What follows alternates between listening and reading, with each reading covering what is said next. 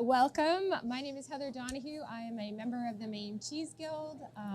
My husband and I own and operate Balfour Farm in Pittsfield. We are organic dairy farmers, and we make a variety of raw milk aged cheeses with our milk. I have the president of the Maine Cheese Guild here with me today. This is Jean Coons.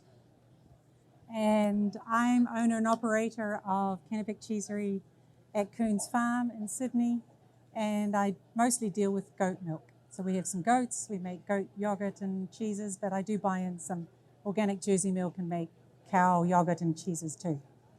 So we're just demonstrating the simplest cheese you can make out of milk. So, and the whole idea, I guess, of cheese making is that you're preserving the milk. Really, it's just a preservation technique, and so that it will last longer. And this is the really simple ricotta. There's some recipe there. It's actually called quesillo, if that's right. It's a Andean recipe, but it's just a fresh ricotta. You can then, one of them you can even change it into a paneer. So paneer is really just a pressed ricotta. So we're just heating the milk. Usually we use double boilers just because milk will scorch. So these ones are from C. Caprera, mostly we get, but a heavy bottomed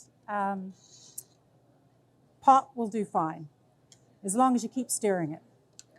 So if you want to, you can grab a recipe and you can come on up. It's a bit hard to see what goes on in the pot. But anyway, we're just heating it up to 190. And then we're going to add some salt, some vinegar, and some lemon juice. And the casein will precipitate out with the fat. And then we'll strain it off. The one thing about cheese you learn is you don't get very much cheese for the amount of milk that you use. So it's about a pound per gallon. 10%. Yeah, 10%, I guess. Yeah. So for a gallon is about 8 pounds. You get it. Yeah. For the fresh cheeses, you get a little bit more. But what are we at? I'm at 177, 78. Okay. Might help if I turn it back on again. So making cheese at home, I started as a home cheese maker. I started with one cow in 2000. And then my dairy hobby. It's not on? I'm not upright. There we go. I'll point it up. Sorry. My dairy hobby got a little out of hand, and now we milk about 20 cows and make cheese commercially. But starting at home, all you need is pots, colanders, a thermometer, measuring vessels, a lot of things you're going to have in your house already and in your kitchen.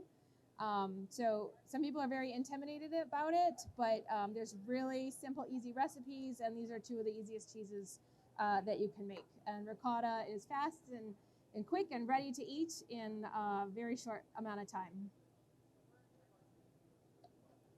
And even if you go commercial, if you expand, you can still have basic equipment. I use a lot of these for draining and everything else, and for storing cheese on. These are just the light fixtures that you get at a Home Depot store. These are from Joanne Fabrics as just tapestry mats. So you can really just hunt around this. I actually got my first molds. These were from Vermont Creamery.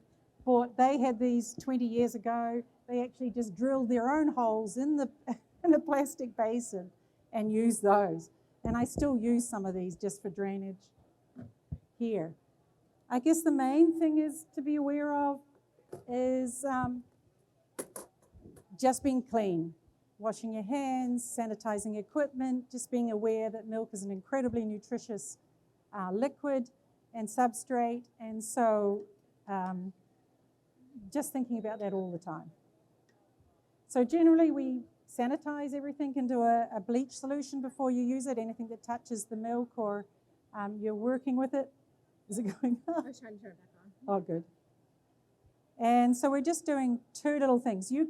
So in this one, you're just acidifying the milk. Any cheese, what's happening, normally you put cultures in, and these are freeze-dried generally for the commercial, and they come mostly from France, but they're packets, and you just follow a recipe.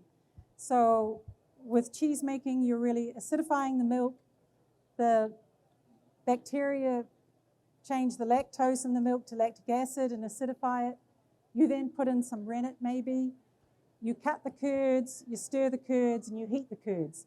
And the more you cut, the more you stir, and the more you heat, the drier your cheese will be, and the longer it will take to age, and the longer it will last. So, I mean, that's your basic cheese recipe. So feta, you cut them usually about 1 inch in cubes. You stir it slightly, but you don't heat it. So whereas with your other cheeses, your aged cheeses, you really cut the curd really small, you heat it and you stir it more and you get more whey out. And then you've got a drier curd that you press. And that's basically the cheese making. So for the pot of milk that I'm working with here, it's a half a gallon of milk. And I put in about 3/4 of a teaspoon of salt to get that dissolved ahead of time. You can always wait and salt the cheese afterwards for the fresh cheeses. And now that it's at temperature, about 185 to 190 degrees, I just lightly stirred in some vinegar. And now I'm just waiting for those casein proteins to coagulate into a curd. And they're going to look kind of like a little mat of small little white clusters. And we'll let it set for a minute, and then we'll use a ladle and we'll strain that out and then drain it a little bit to get the whey out, and then we'll have our cheese. Yeah. So ricotta is actually, it's Italian, and it actually means twice cooked. So real ricotta is really made from the whey when you're making aged cheeses. So most of the casein proteins go into the cheese, but there's also soluble albumin and other proteins that are in the whey. And what you do is you take that whey and you reheat it, and you get then the precipitation happening of those soluble proteins. So that's why it's often very sort of a sweet taste, but that's your real ricotta. But you can make it just with whole milk. It's probably should be called a different fresh cheese. It's when you make it with whole milk, you do get a higher yield because you have all that casein protein. The white of the milk is still in there. You haven't taken that off as curds with a hard cheese already. So you get a higher yield than when you're making it with whey. For me, it's a lot of work to make it with whey because you really don't get much out of it because you've already taken most of the proteins out. So for a home cheese making, it makes sense to do it this way. And then once you take the curds out and you ladle them out, you can then use this whey in baking. It makes a really great Italian bread recipe if you use it in that instead of water or milk. It makes a very soft, textured, fluffy bread, and it's delicious. So, and what's better with cheese than bread? So. This is a little hard to control, right? We're up to 200 already. Okay. It doesn't really matter. Do you want me to ladle out the little? Let's see. So what you can do is just add vinegar, you can add just vinegar, it's just an acid. Or you can use, if you want a little bit more flavor, you can use limes or lemons. Any acid will actually precipitate. So it's really the heat and the acid that will precipitate out your proteins. Let's see what we've got here. What are we saying? 2 teaspoons of lime. Okay, lime. We'll try that.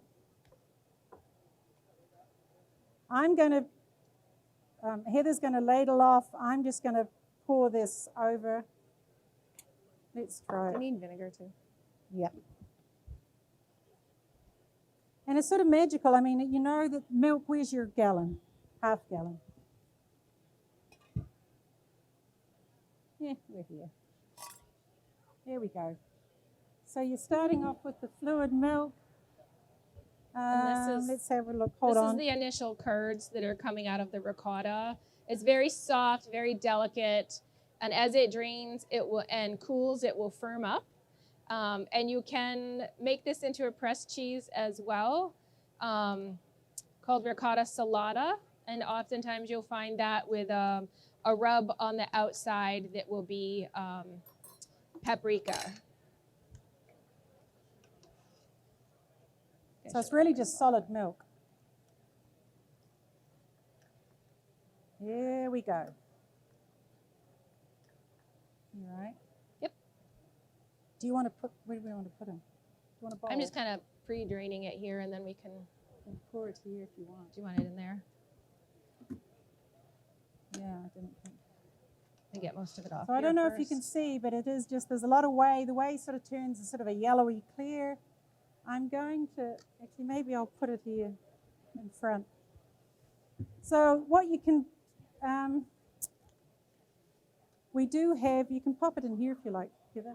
Okay. There are reusable cheesecloth, and it has a sort of a smooth side and a bumpy side. You put the bumpy side before the cheese. You can also use, a lot of my cheese is just a bar cloth, as long as it's, you know, what do you call that? No fluff anyway. It just is not a terry cloth. You want like a linen cloth or a just a simple cotton bar towel. Flour sack. I use flour sack towels. Yep. Yep. This can go in there, or you can I was going to throw this in here. Why don't we get this one here if you like? Why don't you put that? Do it on this one, or yeah, let's throw it in here. Let's try this. Yeah, we're winging it here. We'll try this. Trip over. I'll just pour this out here so you can have a better idea. do you need a towel for oven mitts? Is that hot? Yeah, we just use it. It's fine. So you can see that it's just gone to the whey and the curds. I'll try and get this up.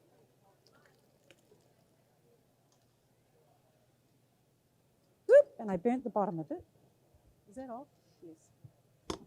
Okay. Yeah, I think it's off.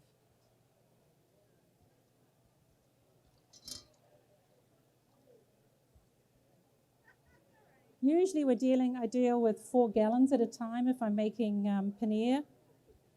And you can put it into a Gloucester bundle. But really you're just draining off the curd. So that's from half a gallon of milk. We could put it into a, now let's try. We'll leave it draining. Do you need that? No, yes. Do you want that? I have another pot. That's okay. We can just put it here. Just trying not to make a mess. This is cheese making. It's not. Yeah, we can put it under there. There we go. This here. So if you're interested in making cheese just at home as a hobby, or becoming a cheesemaker, whether it's an artisan cheesemaker where you buy in milk, or you have your own animals and you're interested in doing something more with their milk, the Maine Cheese Guild serves as a resource for people that just appreciate cheese, people that make cheese, people that buy cheese. And we have classes being scheduled for this year for cheese making. Some are beginner, some are intermediate. We also partner with the University of Maine in offering some classes at some of their facilities. And if you look at our Maine Cheese Guild website at mainecheeseguild.org, a lot of our members have classes listed through the winter, and you might be able to find somebody close to you that would be offering a cheese making class. It's a popular thing to do in the winter because some people, like Jean, her goats. Where'd you put my cheese? I'm sorry. I switched it over. Where'd it go? Like Jean doesn't milk goats in the winter time. And so a lot of goat cheesemakers will actually offer classes to keep busy, you know, because there's nothing else to do for them. We need a follower, but it doesn't matter. We'll just squish it. Oh, that'll work. Yeah. But it's really interesting, the history of cheese making and seeing the difference between the British system, which was generally the the housewife who was doing the cheese making. And so most of the English cheeses, you put in the culture, you wait an hour, you put in the rennet, you wait an hour and go off and do your washing and goodness knows what else and everything else. And then you do the cutting and sometimes you leave it. So it sort of takes all day to make an English cheese, aged cheese. But the Swiss ones are completely different. They're up in the Alps. They milk in the morning. They have their cauldron. They want to get to doing other things. And so their recipes are all over within about an hour and a half. You heat it up. You put in the culture. You put in the rennet. You heat it up. And, I mean, you set it, and then but only for about half an hour, whereas English cheeses are usually about an hour. And then they scoop it out and press it. And so they get it done really fast and get on with their other farming activities. Then they're milking at night. And I guess generally they save their night milk and then add it into their morning milk. Yeah. But it's just interesting to see why these recipes formed. But there's tons of recipes out there, and it's just a matter of playing around and then seeing what you like, and that's generally what you tend to make. And it speaks, Jean's talking about kind of like the terroir of cheeses, kind of how they've evolved in the environment that they're in. A lot of Mediterranean cheeses are very salty. A lot of French cheeses are bloomy rind cheeses because they have that type of environment that favors that kind of development. And you can get very different cheeses when different cheesemakers are making something. So the Maine Cheese Guild has a holiday recipe that we do. We put the recipe out there, and then we all make the same recipe, but the results of that are very different based on who's making it, what the milk is that you're using, and how you're aging it if it's a little bit of an aged cheese. And that's kind of what makes farmstead cheeses and artisan cheeses very unique, because you do have those influences of the place as well as the people that are making the cheeses. Yeah. And you're welcome to come over to the Maine Cheese Guild booth. I mean, I've got some books, some recipes and everything else, but this one is a book on French cheeses. And if you look through it, every village has a different cheese. And so it is just amazing that they're all slightly different. But they're all produced in that village, and a lot of them have maintained that.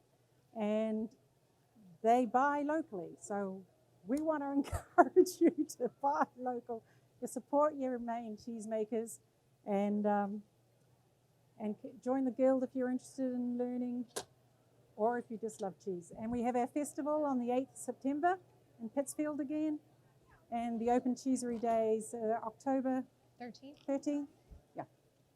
But come and see us, come and talk, or contact the Maine Cheese Guild whenever. I'll get a plate, and we can cut some of the sort of paneer out. It hasn't pressed that much, and you can try the differences if you like. I'll get a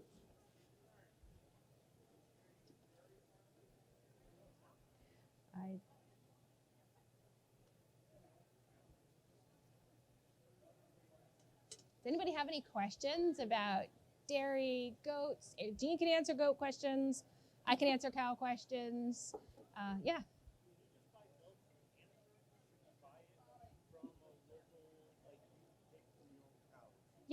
Yep.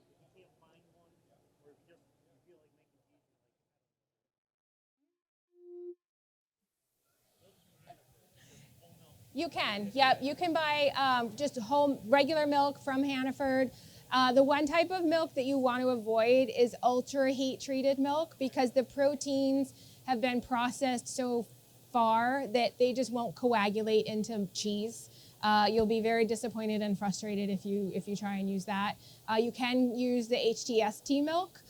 When milk is highly processed, you do tend to get a different texture for the cheeses, and not as much of a yield because of that protein degradation. But it's best not to be homogenized, I would have thought. I mean, I guess, I don't know. But I mean, I think if you can get raw milk from a lot of places now, and you can, right. Yeah. And you can find information. Fresh, there's the Guild website actually has a searchable database of dairy producers that are also Cheese Guild members. And so we do have some on there that list that they will sell milk as well. And then you can also contact the Department of Agriculture, and they maintain a list of licensed dairies that are permitted to sell raw milk and go through the licensing process and have the monthly tests and have a little bit higher awareness of food safety for producing raw milk for consumption. And a lot of times you can also heat treat your milk when you get home, which is basically heating it up to about 145 and holding it there for 30 minutes and then cooling it down to your culture temperature. Different cultures that are used in cheese making are happy at different temperatures. A lot, like this particular cheese doesn't have added culture in it, but like the cheddars that I make are usually around 90 to 102. And then you have something like an Alpine cheese that might go a little bit higher. A Parmesan's like 118, 120 that you're cooking it to. And those are the thermophilic ones that really like those higher temperatures, and that's when they start to multiply. Yeah. Yes. Yeah. Yeah. Yeah. Cow milk doesn't freeze very well because of the fat structures. The water in the milk tends to form ice crystals that pierce the fat globules. Goat's milk and sheep's milk are commonly frozen during the summer and then used for cheese making through the winter.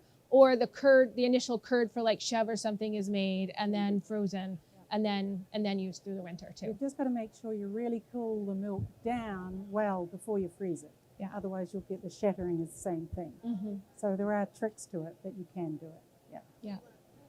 Really cool it down in a fridge first and really cold, quite cold, and then put it in the, yeah. It's best if the milk is just cold, cold first, so fridge temperature first before you put it into a freezer. Usually, I don't know. I mean, you can play around and see, but yeah.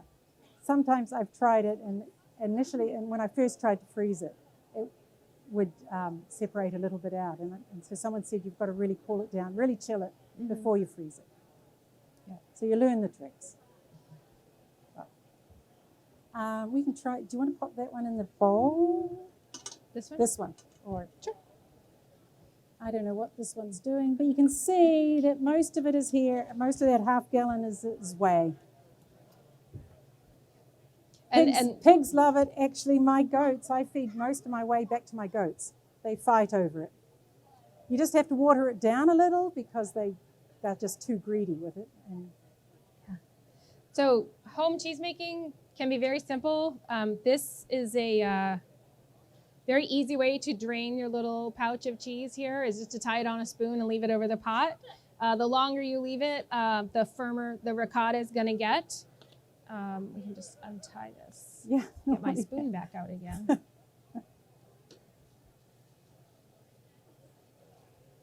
So this one's just got straight vinegar in it. This has got a little bit of lemon and vinegar. And this is sea salt. I don't know. Sometimes you get different. Usually sea salt can be used pretty safely in fresh cheeses. We don't use it in aged cheeses though because it has extra minerals in it. And that can give some off flavors when you're talking about aging a cheese for a long period of time. So I can go and get some crackers. But you can see that it does get pretty firm. It can just get firm under its own weight if you just leave it. And generally you put I put it in here, it comes up to here, and then I flip it, and so it just presses under its own weight. And then I chill it, and it's a solid block then of probably, it's like tofu. I call it goat tofu. And then you can slice it and cook it and use whatever you like with it. It actually freezes well too as a block, so that's another way. And there's some recipes there. That's the most simple one. Take some. Do we want some crackers, or did you get some spoons? There's some spoons there if anybody wants to try it. And we've got some Maine crisp crackers here. Yeah.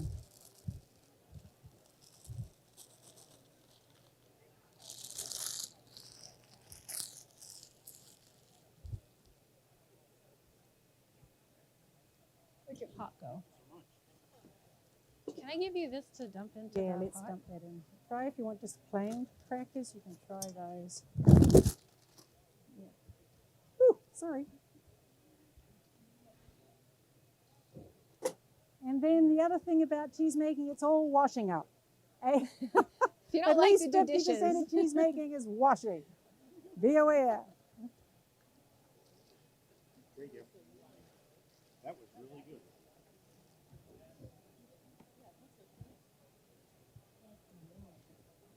My wife's going to ask.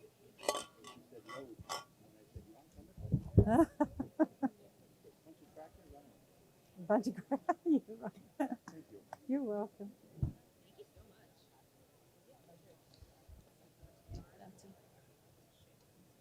There we go. I don't know what the difference is. It is warm, yeah, right. The brown drops are just that it burnt on the bottom. No, you can mix herbs and anything else in now.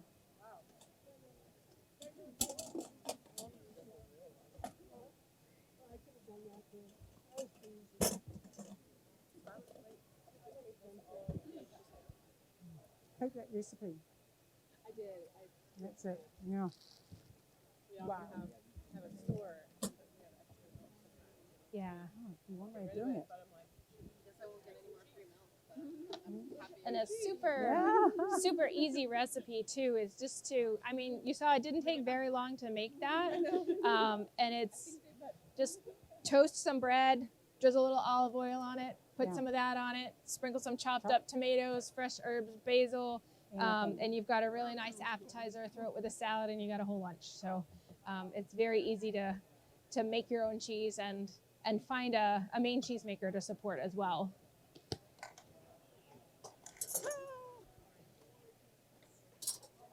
Oh, your poor pot. Here we go. More and more mess.